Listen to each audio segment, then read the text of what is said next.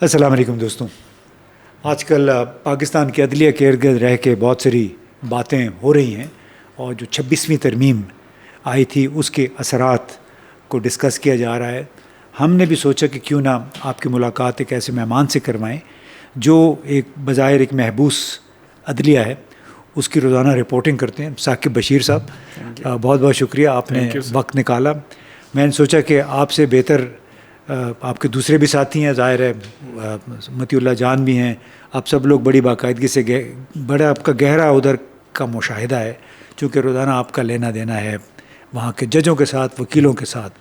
تو پہلے تو دیکھنے والوں کے لیے, سننے والوں کے لیے یہ بتائیے گا کہ اس وقت کون کون سے اہم کیس, جو کہ ہم کہہ لیں, میں نہیں کہنا چاہتا لیکن کہ سیاسی نوعیت کے کون کون سے اہم کیس ہیں جو کہ زیر التوا ہیں.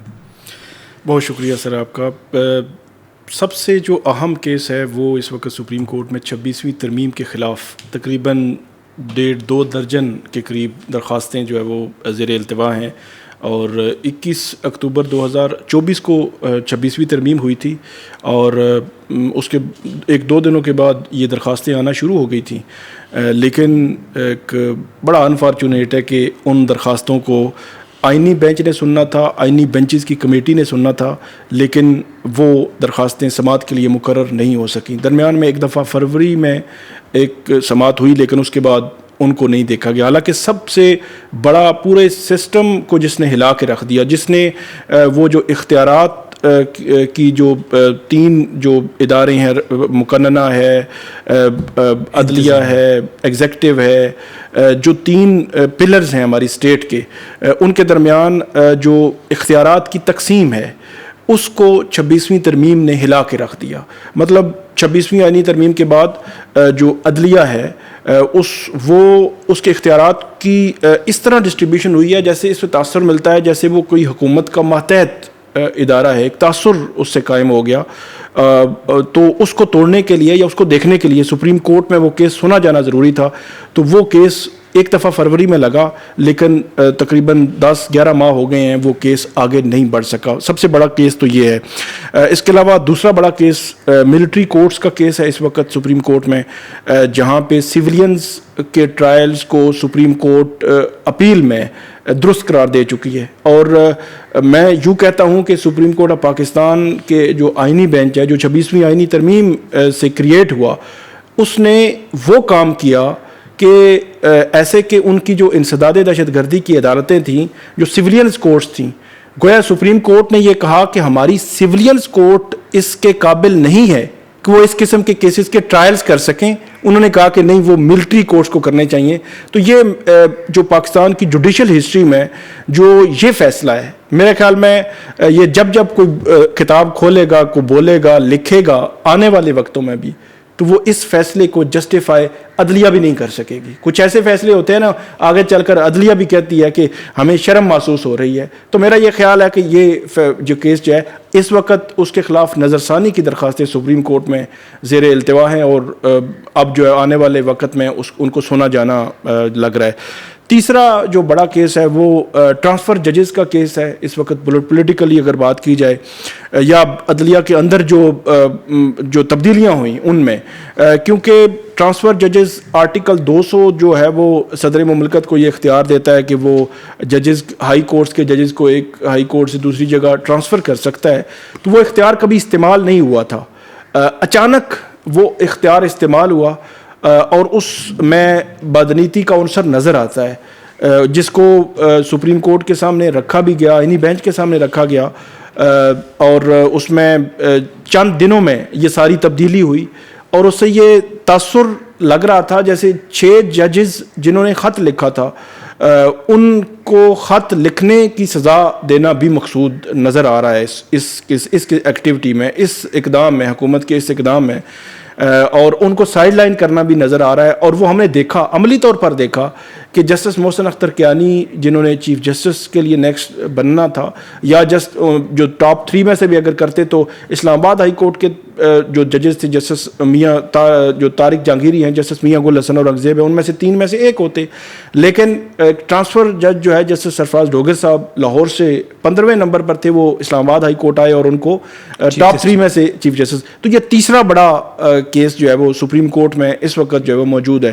9 مئی کے حوالے سے کمیشن بنانے کی جو درخواستیں ہیں وہ عمران خان صاحب کی سپریم کورٹ میں اس وقت زیر التوا ہیں. 8 فروری الیکشنز کے حوالے سے کمیشن بنانے کی درخواستیں جو ہے اس وقت سپریم کورٹ میں جو ہے وہ زیر التوا ہیں. ان کو وہ کوئی پیش رفت, خاص پیش رفت جس کو آپ کہتے ہیں, ان میں جو ہے وہ نہیں ہو سکی. یہ 5-6 بڑے آپ یہ کہیں کہ جن کا ایک امپیکٹ ہوگا پولیٹیکلی بھی, سیاست پر بھی, عدلیہ پر بھی, پورے ہمارے نظام سسٹم پر جس کا امپیکٹ ہے, یہ 5-6 وہ بڑے کیسز ہیں جو کہیں نہ کہیں سپریم کورٹ میں پڑے ہوئے ہیں. لیکن اب ان کے فیصلے آئیں گے تو یہ دیکھیں گے کہ کیا آؤٹ کم ہوتا ہے ان کا. چلیں جی, یہ تو آپ نے اچھا کیا, ہم نے ریکیپ ہم کرنا چاہ رہے تھے کہ سیاسی قومی سیاست کے میں اہمیت کے حامل کیس کون سے ہیں. تو یہ جو آپ نے خود ہی, چونکہ آپ اسلام آباد ہائی کورٹ کے وہ 6 ججوں کا بھی آپ نے ذکر کر دیا, انہوں نے بھی ایک خط لکھا تھا, تو اس پہ بھی کوئی پیش رفت نہیں ہو سکی. اس سے کیا ڈر تھا سپریم کورٹ کے ججوں کو کہ کچھ ان کے خلاف کچھ ایکشن نہ ہو جائے اگر انہوں نے اس پہ ایکشن لے لیا تو؟ 25 مارچ 2024 کو یہ 6 ججز نے خط لکھا اور انہوں نے یہ کہا کہ مداخلت ہو رہی ہے, اور اس میں کچھ واقعات کا باقاعدہ ذکر کیا گیا.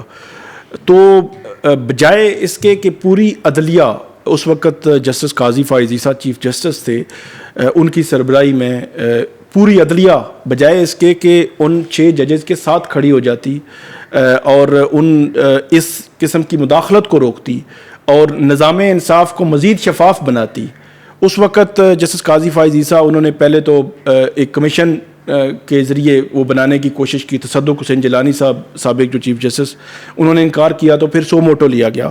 تو آپ حیران ہو جائیں گے کہ وہ سو موٹو آج بھی سپریم کورٹ میں زیر التوا ہے. اچھا, وہ زیر التوا ہے؟ وہ زیر التوا ہے, بلکہ سپریم کورٹ میں جو ٹرانسفر ججز کے کیس میں جب اس کا حوالہ دیا گیا کہ ایک بدنیتی کا عنصر سیکوینس وائز نظر آتا ہے کہ ان 6 ججز نے خط لکھا تھا, ان کے خلاف پہلے سوشل میڈیا کی مہم چلی, ان کے خلاف ریفرنسز دائر ہوئے, ان پر طرح طرح کے الزامات لگائے گئے, اور اب جا کر ٹرانسفر ججز کر کے ان کو سائیڈ لائن کرنے کی کوشش کی جا رہی ہے.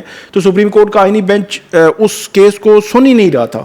سپریم کورٹ کا آئینی بینچ کہہ رہا تھا کہ کیونکہ وہ زیر التوا ہے, دوسرا کیس ہے, تو اس لیے ہم اس میں نہیں سنیں گے.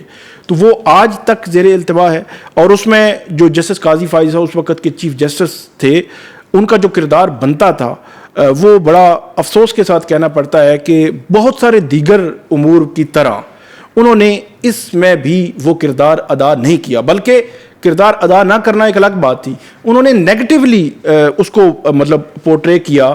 اور خاص طور پر ان 6 ججز کو ان جو ملاقات ہوئی تھی 26 مارچ 2024 کو ان کے چیف جسٹس آفس میں, ان کو اس طرح ٹریٹ کیا گیا جیسے وہ جو ہے وہ کوئی مجرم ہے, شاید جو ہے وہ جرم ان کا ہے 6 ججز کا. اسی طرح جب اوپن کورٹ میں جو اوپن کورٹ میں کیس لگا تو آپ کو پتہ ہے اس پر لائیو سٹریمنگ آ رہی ہوتی تھی, تو اس وقت بھی چیف جسٹس قاضی فائز عیسیٰ نے اس طرح جو ہے وہ اس کیس کو لے کے چل رہے تھے, مطلب ایک ڈیفینسو پوزیشن میں, کہ ان ججز کو کا کوئی قصور ہے, ان ججز کو انویسٹیگیٹ کیا جائے, انکوائر کیا جائے کہ انہوں نے کیوں کیا. حالانکہ ایک سچویشن ہمیں بھی بطور کورٹ رپورٹر جو ہے وہ نظر آ رہی تھی کہ کون کب کیا کہاں کیا کر رہا ہے, سب کچھ جو ہے وہ نظر آ رہا تھا. اس کے باوجود اس وقت کی عدلیہ نے 6 ججز کے حوالے سے نہیں کیا. آج کی اگر بات کریں تو ان میں سے جسٹس ارباب محمد طاہر تو سیکوینس کے ساتھ جو نظام کے ساتھ چل رہے ہیں, 5 جو ججز ہیں انہوں نے ٹرانسفر والے معاملے کو چیلنج بھی کیا ہوا ہے اور وہ ٹارگٹ پہ بھی ہیں. اور اگر آپ یوں کہیں کہ جس طرح اسلام آباد ہائی کورٹ کی جو ہائی کورٹ بار ایسوسیشن ہے اس کے صدر واجد علی گیلانی صاحب, وہ آج سے 4 ماہ پہلے 27ویں ترمیم کی حمایت کر چکے ہیں. انہوں نے یہ کہا تھا کہ وہ جو ٹرانسفر کے معاملے میں متعلقہ جج سے کنسنٹ کا ایک ورڈ موجود ہے آئین میں, تو وہ کنسنٹ کا ورڈ 27ویں ترمیم میں نکال دیا جائے گا, اور اس کنسنٹ کے ورڈ کو نکالنے کا مقصد ان 5 ججز کو مختلف جگہوں پہ بھیجنا مقصد ہے. اور بالکل اگر آپ اس کو ون لائنر اس پہ اگر تبصرہ چاہیں تو وہ جج جو بولے اس نظام کے خلاف، جنہوں نے نشاندہی کی، مداخلت کی، ان کو ایسی مثال بنانا مقصود ہے کہ آئندہ سے کسی کی ہمت نہ ہو. اچھا، میں تو آپ نے میرے منہ سے الفاظ کھینچ لیے. میں یہی پوچھنا چاہ رہا تھا کہ جو نظام سے اتفاق نہیں کرتا وہ پھر لامحالہ نشانے پہ آ جائے گا.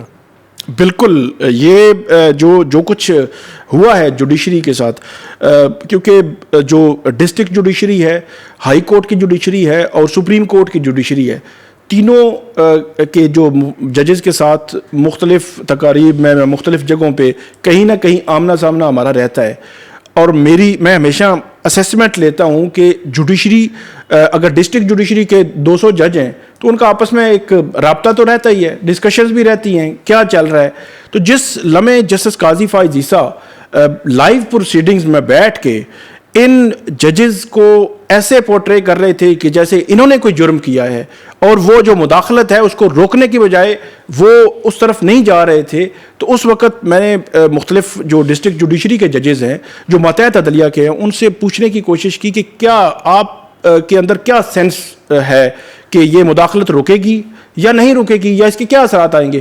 انہوں نے کہا جب ہمارا جوڈیشری کا ہیڈ، اس کا رویہ یہ ہے کہ وہ اتنا ڈیفینسو ہے کہ وہ ان ججز کو ڈیفینڈ نہیں کر رہا، جان بوجھ کے نہیں کر رہا، تو پھر آپ کیا توقع رکھتے ہیں ڈسٹرکٹ جوڈیشری؟ ہم تو تیسرے لیول پہ آتے ہیں، سپریم کورٹ، ہائی کورٹ اور ڈسٹرکٹ جوڈیشری.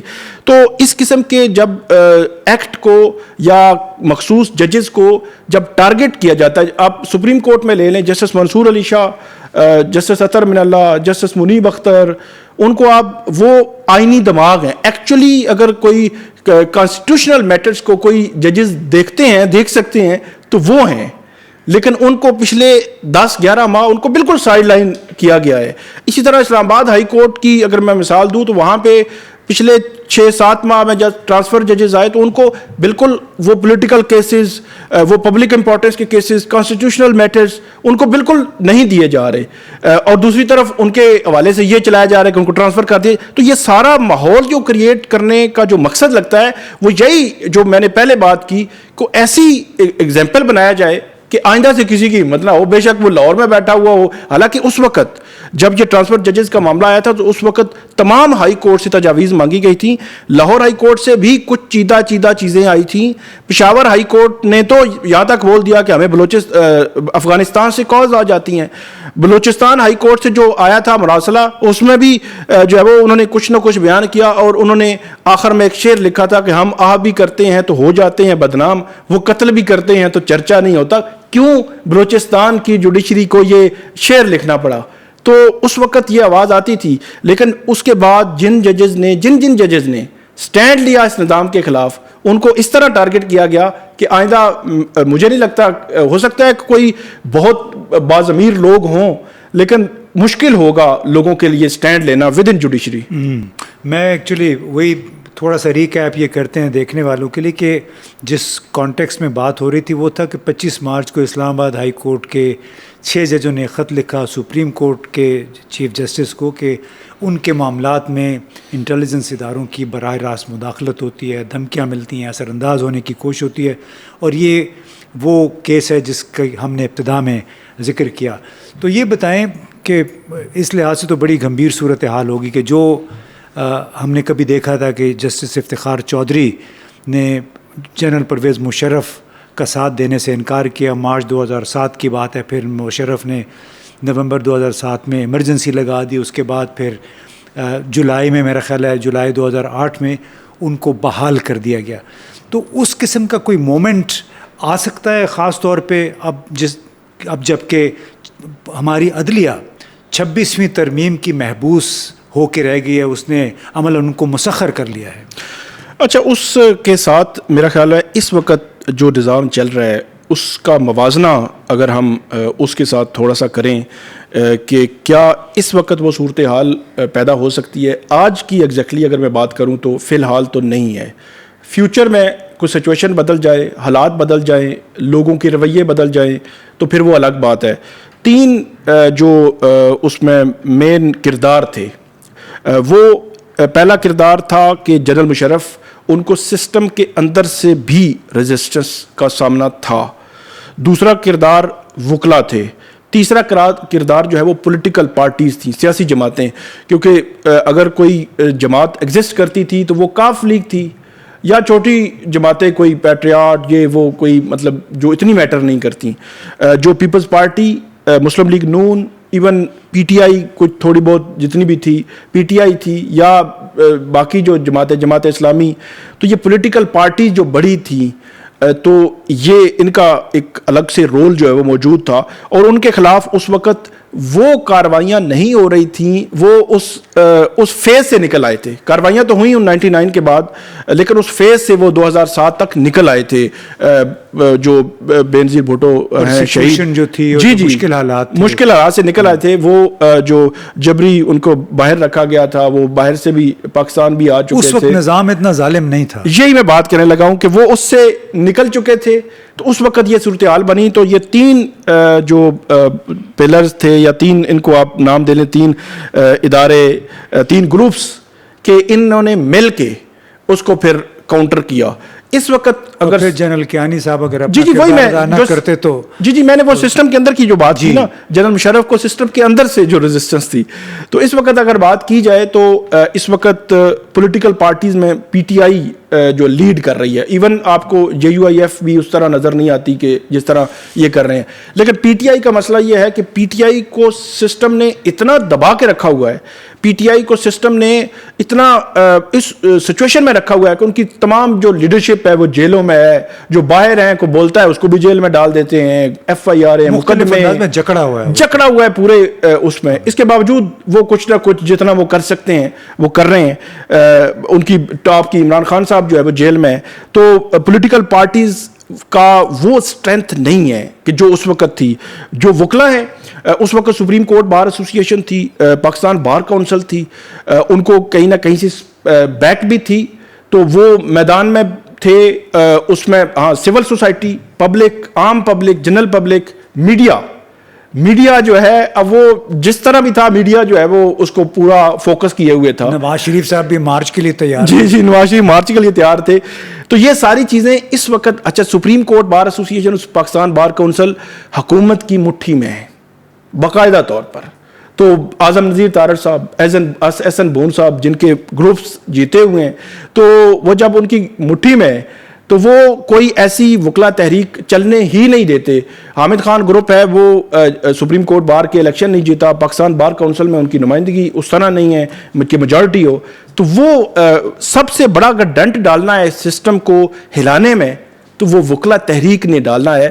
لیکن وہ دیکھیں گے ہم بک چکے ہیں یا بٹ چکے ہیں. اب بک چکے تو ہم نہیں کہہ سکتے, لیکن یہ ہے کہ ان کی سوچ وہ نہیں ہے کہ وہ سسٹم کے ساتھ ٹکرائیں جس طرح تب تھی.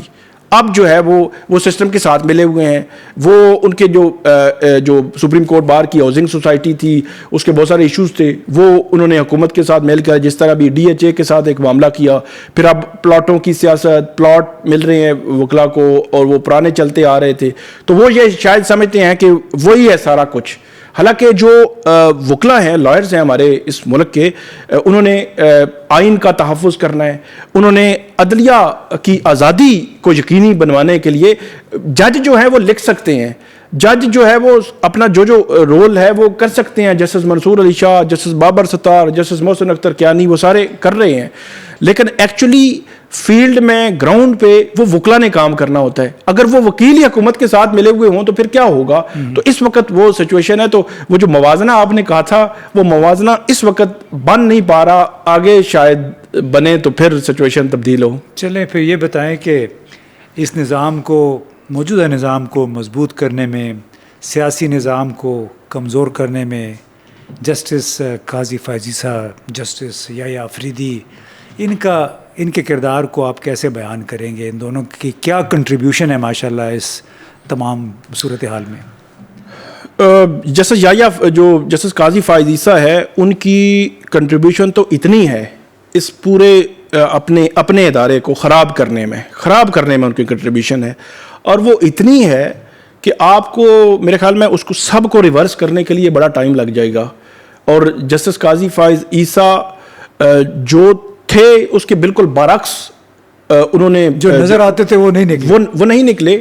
اور ان کا کردار ہم نے وہ دیکھا کہ وہ تو باقاعدہ طور پر ایک پارٹی بن کر اور پارٹی سے بھی زیادہ مطلب انہوں نے کردار ادا کیا. ان کے دور میں ایک طرف وہ جب 1F جو جس کے تحت تاحیات نااہلی کا تھا، اس وقت جو سپریم کورٹ کا فیصلہ فیلڈ میں تھا جس کے تحت تاحیات نااہلی تھی، اور ہمارا بھی رائے یہی تھی کہ تاحیات نااہلی نہیں ہونی چاہیے، نااہلی کی کوئی مدت مقرر ہونی چاہیے. اس وقت لیجسلیشن کی جو اس وقت کی PDM کی حکومت نے معاملہ سپریم کورٹ آیا تو انہوں نے خصوصی طور پر اس کیس کو ٹیک اپ کیا، اور نواز شریف صاحب، جہانگیر خان ترین جن کو جب وہ فار لائف ڈسکوالیفیکیشن ہوئی تھی اور وہ اس کے بینیفیشری ان کو ہونا تھا، اس کیس کو ٹیک اپ کیا الیکشن سے پہلے اور اس کو کلیئر کیا، اور انہوں نے کہا کہ بالکل جو لیجسلیشن ہو چکی ہے وہی ہوگی. سپریم کورٹ کا فیصلہ ختم ہوا اور اس کے بعد وہ لیجسلیشن 5 سال کی، اور دین نواز شریف صاحب جو الیکشن میں آگے آنا چاہیے پولیٹیکل پارٹیز یا پولیٹیکل لیڈرز کو، میں یہ سمجھتا ہوں. لیکن ایک طرف وہ کر رہے تھے، دوسری طرف جو ان کا کردار تھا وہ بڑا ہی بھیانک تھا کہ ایک طرف ان کے پاس جب 13 جنوری کا آیا معاملہ جو سمبل کا اور انٹرا پارٹی الیکشنز کا، جسٹس قاضی فائز عیسیٰ، اگر ون لائنر میں کہوں کہ انہوں نے وہ جو آئین کے مطابق جو الیکشنز ہونے تھے پاکستان کے آئین کے مطابق، وہ الیکشن تو کرانے میں ناکام رہے. لیکن انہوں نے کہا کہ کیونکہ ایک پولیٹیکل پارٹی کہہ رہی ہے کہ ہمارا آئین یہ ہے، ہم نے اس کے انٹرا پارٹی الیکشن جو ہے وہ آئین کے مطابق نہیں ہوئے تو اس کے پوری پارٹی کو تتر بتر کر دیا اور اس سے نشان لے لیا. قدم پہ روڑے اٹکائے، قدم پہ روڑے اٹکائے. اور عمران خان، عارف علوی، جنرل فیض حمید، ان کے نام آتے ہی، خاص طور پر جو پولیٹیکل پارٹی کی میں بات کروں کہ عارف علوی صاحب یا عمران خان صاحب، ٹھیک ہے آپ کا پرسنل جو بھی معاملہ ماضی میں تھا عمران خان یا عارف علوی کے ساتھ، لیکن ایز اے جو منصف کے آپ ایک بطور چیف جسٹس آپ جج ہیں، آپ کے اندر وہ رونق اور وہ الفاظ کا چناؤ وہ نہیں ہونا چاہیے نا. لیکن ہم دیکھ رہے تھے کہ ہر سٹیپ پہ یہ سچویشن ہمیں نظر آ رہی تھی. انہوں نے یہ کام کیا، سب سے پہلے تو یہ جو بلے کا نشان والا معاملہ تھا، پھر انہوں نے 8 فروری الیکشن سے پہلے جو لیول پلینگ فیلڈ نہیں مل رہی تھی ایک پولیٹیکل پارٹی کو، PTI کو، اس میں زیرو رول. بہت ساری ریپیٹیشنز ان کے پاس گئی تھی کہ ہمیں تو جلسہ نہیں جی بہت کچھ جا رہا تھا. وہ کاغذ پڑھ رہے تھے کہ یہ کاغذ آ گیا جناب، اب پنجاب حکومت نے یہ کاغذ بھیج دیا، یا پنجاب میں بیٹھے جو الیکشن کمیشن کے حکام ہیں انہوں نے یہ کاغذ بھیج دیا. اس کاغذ کو دیکھیں، سارا کچھ میڈیا پہ چل رہا تھا. وہ سلمان اکبر راجہ ایکچولی وہ تھے نہیں یہاں پہ، وہ کسی جزیرے میں رہ رہے تھے جہاں پہ ٹی وی انٹرنیٹ وغیرہ نہیں، پتہ نہیں تھا. پھر انہوں نے 8 فروری الیکشن سے پہلے، 8 فروری الیکشنز کے بعد جو فارم 47 کا جو ایک ڈرامہ رچا، پھر ایک جو مینڈیٹ تھا ایکچوئل جن کا مینڈیٹ تھا وہ مینڈیٹ کسی اور کی جھولی میں چلا گیا. جسٹس قاضی فائز عیسیٰ خاموش رہے. پھر وہ جو کمشنر تھے راولپنڈی کے وہ بولے وہ کہاں پہ ہیں، آج ہم بھی ڈھونڈ رہے ہیں ان کہاں پہ ہیں. انہوں نے جسٹس قاضی فائز عیسیٰ کا جو ہے وہ نام لیا. پھر بات یہیں پہ نہیں رکی، انہوں نے 2/3 میجارٹی پوری کرانے کے لیے وہ جو ایک کلاس تھی کہ آپ ووٹ دوسری طرف نہیں دے سکتے، وہ کیس لگوایا ود ان جوڈیشری. جو وہ پریکٹس اینڈ پروسیجر ایکٹ میں جو تبدیلیاں ہو رہی تھی وہ لگتا تھا حکومت کے ساتھ وہ آن بورڈ ہیں ساری چیزوں میں. پھر انہوں نے جو مخصوص نشستوں کا جو فیصلہ تھا اس فیصلے میں جو کچھ ان کے جو ساتھ تھے ججز تھے بعد میں انہوں نے کیا. تو یہ چیف جسٹس قاضی فائز عیسیٰ کا دور ایک سیاہ ترین دور عدلیہ میں اس دور کے طرح جو ہے وہ یہ یاد رکھا جائے گا. یہ میں نہیں کہہ رہا، یہ ٹاپ کے اس ملک کے جو قانونی دماغ ہے جن کا PTI یا کسی پولیٹیکل پارٹی کے ساتھ تعلق نہیں، انڈیپینڈنٹ دماغ جو یہ بات کرتے ہیں. اچھا، تو یہ بتائیں کہ اب آخری ایک سوال کر لیتے ہیں کہ قاضی فائز عیسیٰ صاحب تو اب یہ لگتا ہے جو سے آپ نے کہا کہ ایک بدنما دھبے کے طور پہ وہ ضرور یاد رہیں گے کہ کیا انہوں نے اپنے ادارے کے ساتھ انصاف کے نام منصف کے طور پہ ایک پارٹی بن کے انہوں نے جو کچھ کیا. عمران خان کو اس کی جو پٹیشنز ہیں ضمانت کے لیے عدالت کیوں مجبور ہوئی ہے، 3 رکنی بینچ جو ہے ان کو ریلیف دینے پہ کیوں مجبور ہوا ہے آپ کے خیال میں؟ میرا یہ خیال ہے کہ ہمارے ہاں جو سسٹم چل رہا ہے، جو جوڈیشری ہے، جو عدلیہ ہے، کسی نے سوال مجھ سے پوچھا کہ کیا سارا کچھ آئین اور قانون کے مطابق ہی ہو رہا ہے، تو میں نے ان کو کہا کہ وہ جو ہماری جوڈیشری ہے، جو نظام انصاف میں بیٹھے ہوئے لوگ ہیں، وہ بھی دائیں بائیں آگے پیچھے اوپر نیچے دیکھ کے ہی دیکھتے ہیں کہ یہ آئین قانون کیا ہے. تو اس لیے خاص طور پر جو پولیٹیکل کیسز ہیں ان میں خاص طور پر یہی ہو رہا ہے. جو کام جو نیچے والی عدالتوں نے نہیں کیا، سپریم کورٹ نے کیوں کیا، یہ بڑا اہم سوال ہے. اور کیا اس کے پیچھے کوئی ڈیل ہے؟ بڑا سمپل اور سادہ سا سوال ہے کہ سپریم کورٹ نے 3 ضمانتیں دی، ایک سینیٹر اعجاز چودھری، ایک حافظ فرحت عباس اور ایک امتیاز احمد. ان میں 2 میں میرے خیال میں جو ان کا الزام تھا کہ انہوں نے 9 مئی سے پہلے ایک سازش والی جو میٹنگ ہوئی تھی اس میں شامل تھے، سازش کا الزام تھا. تو جب سپریم کورٹ نے 3 ضمانتیں دے دیں تو چوتھی ضمانت میں سپریم کورٹ ڈکلائن نہیں کر سکتی. وہ ایک پرنسپل جو ایک ہمارے لا میں استعمال ہوتا ہے، اور وہ عمران خان کے کیس کی بات نہیں کر رہے، وہ ٹرائل کورٹس میں بھی ہوتا ہے، وہ ہائی کورٹس میں بھی ہوتا ہے، وہ سپریم کورٹ میں بھی ہوتا ہے کہ ایک وقوعہ ہوا، اس وقوعے میں کوئی 3 بندے گئے، اس میں 10 لوگ تھے ضمانت لینے کے لیے ٹرائل کورٹ میں، 3 کو عدالت نے ضمانتیں دے دیں تو باقی 7 کو بھی اسی پرنسپل کے تحت ضمانتیں ملنی ہیں، ڈکلائن نہیں ہو سکتی. اور یہی بات کل سپریم کورٹ میں جسٹس یحییٰ آفریدی صاحب نے کی کہ ہم کیسے ڈکلائن کریں، آپ ہمیں یہ بتائیں کہ جب ہم خود سپریم کورٹ 3 ضمانتیں دے چکی ہے. تو میرا یہ خیال ہے کہ سپریم کورٹ نے کوئی ایکسٹرا آرڈینری کام نہیں کیا. عمران خان کی جو آن میرٹ، جو کیس کے میرٹس کی بات نہیں کر رہا، آن میرٹ ضمانت بنتی تھی. جو کوئی بھی عدالت جو ٹینٹیٹیو اسیسمنٹ لیتی ہے نا، کہ اس کی ٹینٹیٹیو اسیسمنٹ لے لیں کہ کیا ضمانت اس سٹیج پر دینی چاہیے، وہ ان کی بنتی تھی، وہ سپریم کورٹ نے دی ہے. میری نظر میں تو کوئی بیہائنڈ دا سین کوئی ڈیل، کوئی چیز ایسی نہیں ہے کہ جس کو کہا جائے اس کو لنک کیا جائے اس کے ساتھ. تو مطلب اس میں بہت زیادہ خوشی کا اظہار نہیں کرنا چاہیے. سرکاری ذرائع سے بھی تاثر یہی دیا گیا کہ جی اس پہ خوش نہ ہو، ابھی بہت سارے کیسز چلنے ہیں، ابھی عمران خان کو بہت کچھ ابھی فیس کرنا ہے. چلیں جناب صاحب کے بہت بہت شکریہ. میرا خیال تھا کہ ہم اس کو ایک ٹیوٹوریل کے طور پہ کریں، ریکیپ کریں کہ اس وقت اعلیٰ ترین عدلیہ میں کیا ہو رہا ہے اور اس کے ساتھ کیا ہو رہا ہے. تو امید ہے آپ کو کچھ باتیں سمجھ آ گئی ہوں گی. انشاءاللہ ایک اور نشست پھر رکھیں گے ثاقب صاحب کے ساتھ. بہت بہت شکریہ.